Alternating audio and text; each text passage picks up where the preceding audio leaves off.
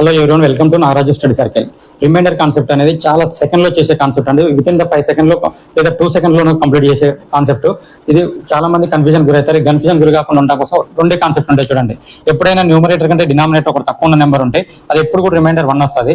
Numerator కంటే denominator ఒకటి ఎక్కువ ఉంటే అది ఎప్పుడు కూడా -1 హోల్ పవర్ అంటే ఈ ఎన్ ఘాతం ఎంత ఉందో దాన్ని చూసుకోండి. ఈ ఎన్ కనుక ఈవెన్ నెంబర్ అయింది అనుకోండి, ఎప్పుడు కూడా 1 రిమైండర్ వస్తుంది. ఇదే ఎన్ కనుక ఆడ్ నెంబర్ అయితే సేమ్ నెంబర్ వస్తుంది. ఇదే కాన్సెప్ట్ తప్ప ఇంకా వేరే ఉండదు. ఇప్పుడు 2060 ఇప్పుడు చూడండి, ఫైండ్ ద రిమైండర్ అన్నాడు. 2464 into 15 అన్నాడు. 2464 నేను రాసుకోవచ్చు అంటే 64 4 into 16 రాసుకోవచ్చు. 4 అంటే ఎంత, 244 అంటే ఎంత అంటే 16/15 అన్నాడు. 244 అంటే అదే 16 అంటే ఇప్పుడు ఏమైంది, ఈ కాన్సెప్ట్ లోకి వచ్చింది. ఈ కాన్సెప్ట్ లోకి వచ్చిందంటే x4x-1 అంటే దీని యొక్క రిమైండర్ ఏమైంది 1 అవుతాయి. ఇప్పుడు చూడండి 8/99 నెక్స్ట్ 9 వచ్చింది. ఈ కాన్సెప్ట్ ఎందుకు ఈ కాన్సెప్ట్ లోకి వచ్చింది. ఈ కాన్సెప్ట్ లోకి వచ్చింది ఆడ్ నెంబర్ ఉంది. ఆడ్ నెంబర్ ఉంది కాబట్టి ఎప్పుడు కూడా ఏమైంది same number means 8 is the answer. ఇంకోటి నెక్స్ట్ ప్రాబ్లం ఏముందని 17/200/18 ఇచ్చాడు. ఇది కూడా ఈ కాన్సెప్టే ఉంది. ఈ కాన్సెప్ట్ లో ఏముంది, ఇక్కడ ఈవెన్ నెంబర్ ఉంది. ఈవెన్ నెంబర్ ఉంది కాబట్టి ఈవెన్ నెంబర్ ఉంటే ఏమైంది 1 వస్తుంది రిమైండర్ కాబట్టి 1. ఇలా చూడండి 103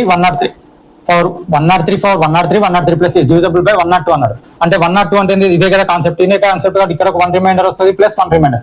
1 ఎంత 2 అయితే రిమైండర్ అని చూసుకోండి.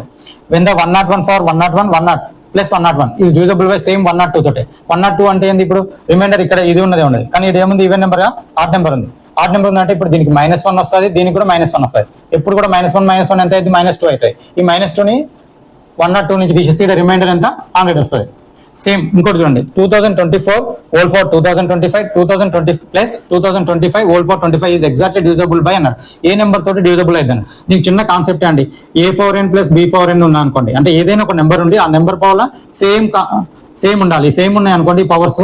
ఈ పవర్ అనేది ఆడ్ నెంబర్ అయింది అనుకో, ఆడ్ నెంబర్ అయితే A ప్లస్ B తోటి డివిజబుల్ అయితే. ఇక్కడ ఆడ్ నెంబరే కదా 2025 అనేది ఆడ్ నెంబర్ కాబట్టి A ప్లస్ B ఏమైతుంది, ఇది A అయితే ఇది B అయితే 2024-25 ఏమైంది 4049 అయితే.